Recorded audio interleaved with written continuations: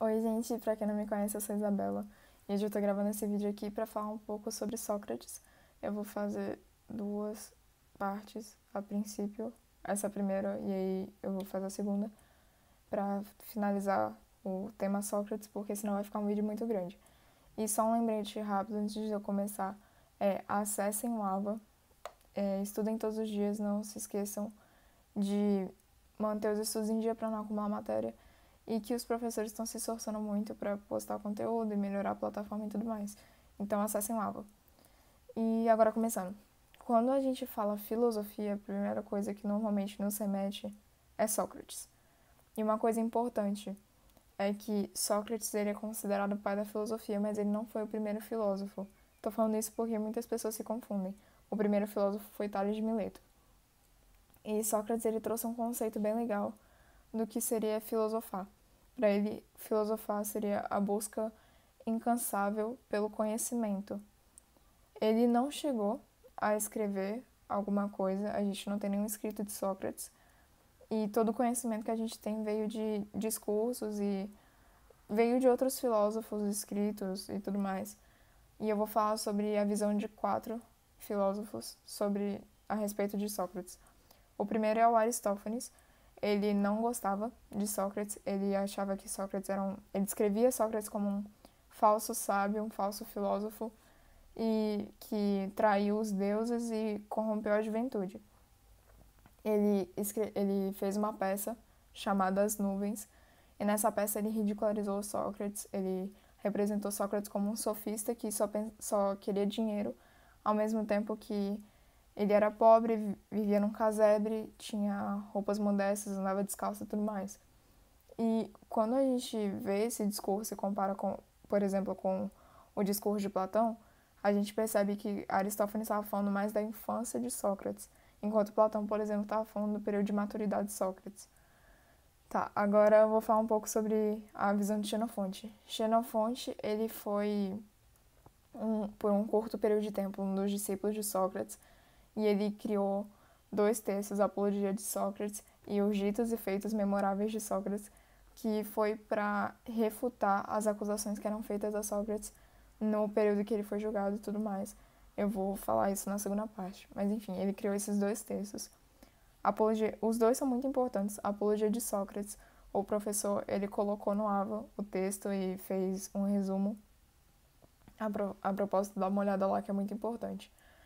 E vamos agora para Aristóteles. Aristóteles, ele foi um pouco diferente. A gente fala que o discurso dele foi indireto. Por quê? Porque ele não chegou a conhecer Sócrates. Ele era discípulo de Platão e Platão era discípulo de Sócrates. Então tudo que ele sabe, o Aristóteles sabe sobre Sócrates, é através do que Platão falava para ele. E o Aristóteles, ele criou uma ideia de Sócrates, ele falou um pouco sobre Sócrates, e ele discordou de algumas ideias de Sócrates através da filosofia própria dele, mas ao mesmo tempo ele enfatizava muito, ele sempre enfatizou bastante as contribuições que Sócrates fez na filosofia no geral, a ética e tudo mais. E Platão, vamos para Platão. Platão, ele, dentro do rigor filosófico, os diálogos de Platão são a única forma de acessar o pensamento de Sócrates. E dentro desses diálogos platônicos, a gente encontra o método socrático. O método socrático, basicamente, é o que o Sócrates fazia. Ele ia nas ruas de Atenas e ele começava a abordar pessoas, fazer perguntas, conversar com pessoas. E, por exemplo, ele perguntava, isso eu vou pegar um exemplo do livro que eu achei muito interessante. Ele, por exemplo, chegava e perguntava o que é coragem. A pessoa respondia, por exemplo, coragem é admirar pessoas justas, admirar a justiça. Aí Sócrates perguntava o que é justiça. E ia nessa questão de ir perguntando sempre, levando a pessoa a buscar o conhecimento, ao mesmo tempo que ela compreende que às vezes a gente está falando de um assunto que a gente não tem conhecimento. Vamos supor, às vezes a gente está falando sobre política ou sobre qualquer outro assunto e às vezes a gente não tem conhecimento sobre esse assunto.